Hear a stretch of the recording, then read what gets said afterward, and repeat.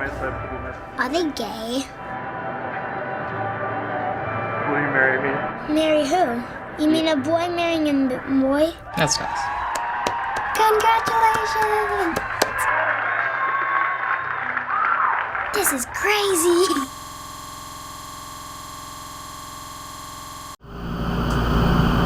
Hey guys, today we'll be talking about why multi-partner marriages with any gender should be legalized. In this dilemma, there are two factors to take into account, which is multi-partner marriages and same-sex marriages.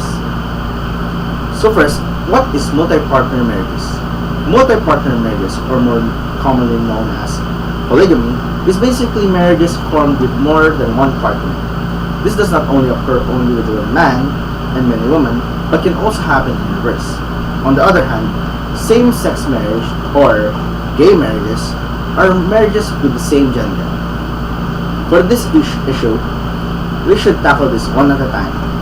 So first, what makes same-sex marriage so bad? Basing it from common arguments, it's all based on theology. Basically, it's contrary to their belief, that's why it's so bad.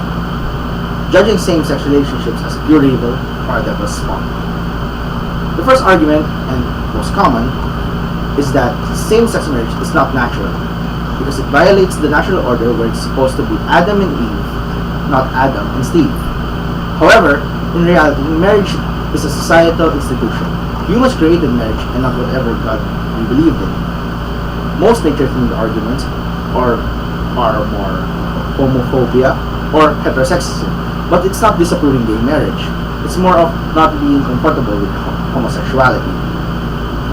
Most importantly, homosexuality has no effect on heterosexual communities. Like the racial integration in the 1960s, where there was no negative impact on white communities.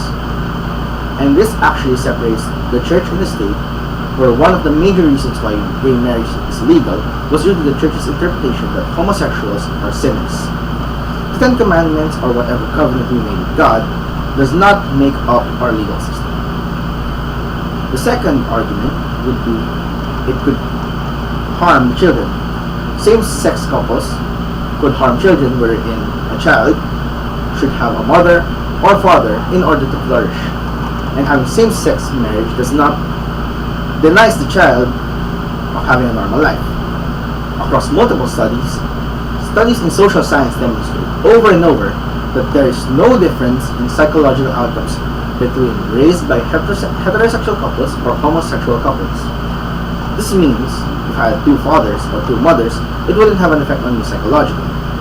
As for the issue of polygamy, first of all, the argument is like same-sex marriage. It is influenced by religion, where their teachings taught them that marriage was for one man and one woman, where in reality, same-sex marriage is now become legal in other countries.